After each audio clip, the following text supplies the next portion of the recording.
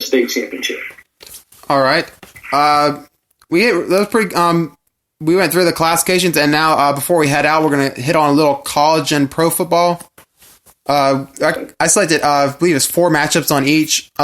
For college, Penn State and Minnesota's. I believe most teams are undefeated still, but I'll take Penn State by 10 here to get a win that's gonna basically justify their rankings. I believe they came in at number 4 in the first college football playoff rankings today. Mm-hmm. Yeah. Let's see. In this one, I'm going to take Penn State. They are looking pretty nice on the offensive side of the ball. And in Minnesota's case, they did drop 4 spots from the AP to the college football playoff. But I saw the PJ Fleck contract extension because of the Florida State job opening. And that kind of turned me a little bit, because seeing that was like, okay, he just secured the contract. What is like the mentality over there in Minnesota? It's probably still winning games, but now that PJ Fleck's locked, he's not going anywhere. Are they going to take it easy? Or they're going to go harder? But I still think Penn State's going to come up on top by, like, maybe I'll say 2 touchdowns or 10 points. Okay. Iowa, Wisconsin. I'll take Iowa by 3 here. Yeah, this one I'm gonna go Wisconsin. I think Jonathan Taylor's gonna get a nice run game going. I like Wisconsin by 6 over Iowa, even though Iowa played a hard schedule. They did have that close loss to Penn State, but right now I'm gonna take Wisconsin in a close 6-point win. Okay. Baylor versus TCU. This game, every few years, usually is a very like at one point a couple years ago, this was 2 top 10 teams. Now you have undefeated Baylor and a 500 TCU team. I'll take Baylor by 14 here to get a pretty decisive win over TCU. Yeah, on this case, TCU is coming off a very emotional win over Texas. They come up there, get the upset off Texas, knock Texas out of the Big 12 championship picture almost. But that's 2 conference losses. And Baylor's still sitting there. So TCU's going to come high, but Baylor wants to keep going with the undefeated season. It'll be really nice to see them go undefeated versus the Oklahoma in the Oklahoma matchup later on in the season. And I'm going to go Baylor here in a very high-scoring game by a touchdown. All right. And, of course, we come to pretty much the marquee big money matchup of the week.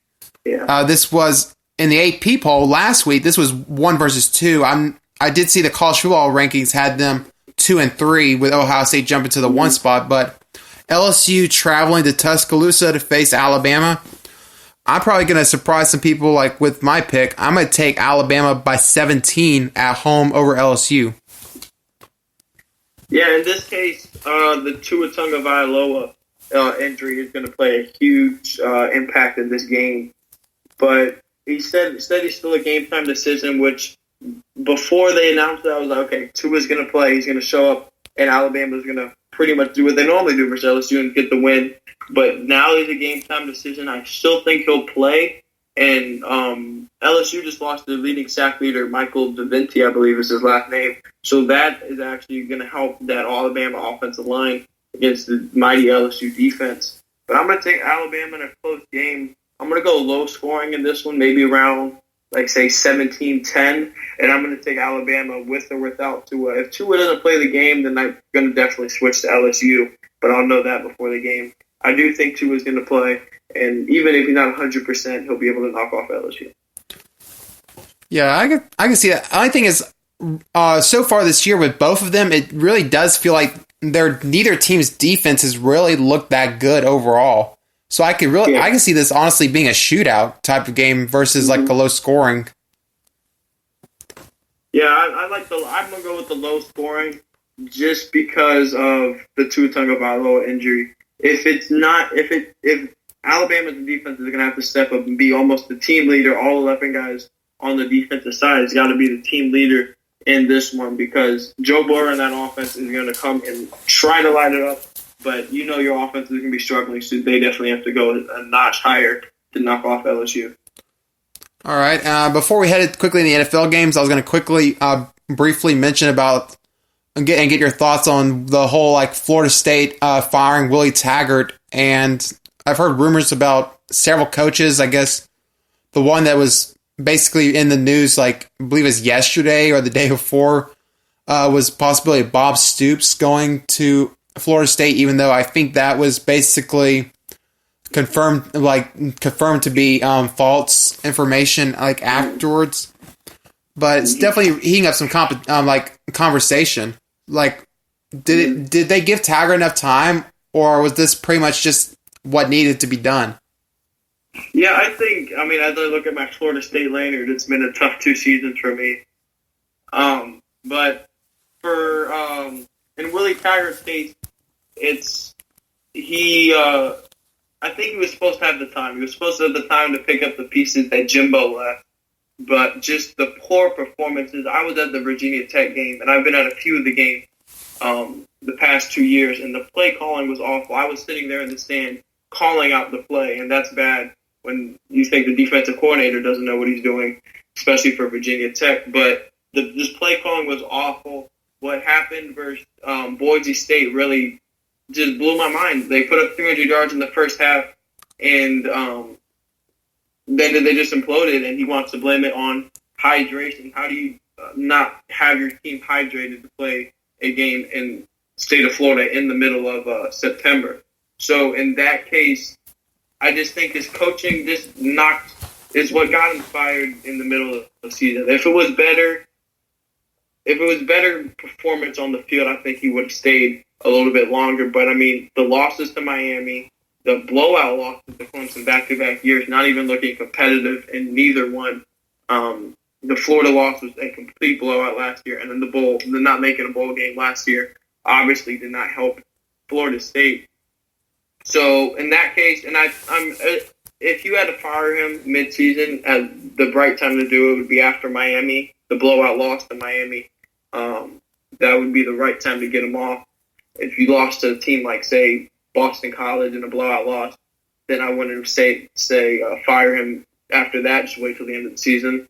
I did see the Bob Stoops rumors coming up, and I mean I'm still hoping for it to come in later in the weekend, but I'm not expecting it. PJ Fleck looked like his name's off the board, but Florida State definitely has to throw some money out there to bring in some big name guys. I still don't think Bob Stoops is off the list, but I think the speculation of him coming in right after Taggart was done was a little bit inaccurate. So I don't think he's off the list. Mike Stoops, though, at Kentucky, he's definitely the younger version over there of the Stoops family, and he couldn't possibly come, but he's starting to put the pieces together at Kentucky. The Urban Meyer rumors are obviously still floating around, but I really don't think he's coming out anytime soon. So it's still a really black hole for Florida State because you have multiple coaches, Josh Heupel at UCF, Tony Elliott, the OC at Clemson, Brent Venables, the defensive coordinator at Clemson. So just multiple different names being thrown around for Florida State, and it's hard to tell right now. Bob Stoops looked like the obvious go-getter, and there we go. We have our guy. It's solid. We're good to go, but I guess not anymore. So it's going to be interesting to see how this plays out. Yeah, I got the feeling that even though it's not completely off the table, I think it was basically like there was people saying that was almost a done deal. I think that was basically the big thing. He was went out and denied, said like, no, I did not sign anything yet. That's the impression I got from it. Urban Meyer, I don't see him going to Florida State. I'm thinking if he does come out and retirement, the obvious choice seems to be USC for Urban Meyer. Like that was the one job that when he retired that I sat there looking like across the nation. I was like, that's going to be the one that if they come calling, that'll probably be the only one I could see him coming out of retirement for at this stage. Yeah, the Oregon loss, I think, sealed the deal for Clay Helton at USC, so that's going to open possibilities over there. But there's still, I mean, can't remember the guy's name at BYU, but I think he might be a contender for the USC job if they do not bring in Urban Meyer. But it's been an up and down road for Florida State, even after the Sean McGuire era. So starting with DeAndre Francois, that's when the thing started to implode at Florida State. And if you ask me as a Florida State fan, I would love to have Kendall Briles as the head coach, but still too young. And that's why when I saw the report that he would groom Briles to be the next head coach, I liked it, liked the idea. But I still think of an experienced coach like him, maybe a Meyer or Stoops, either Stoops, would still groom Kendall Briles to be a head coach at Florida State. All right. And we'll quickly hit on some NFL games. Bills versus Browns. Browns really have struggled for pretty much all season, and it's kind of a surprise. I thought going the season, just look at their roster, that this was going to be a team that I didn't think they would win the AFC North. I thought they would be a potentially like a wild card team, though, but things fell apart real quick. Mm-hmm. But I'll take the Bills by 10 here.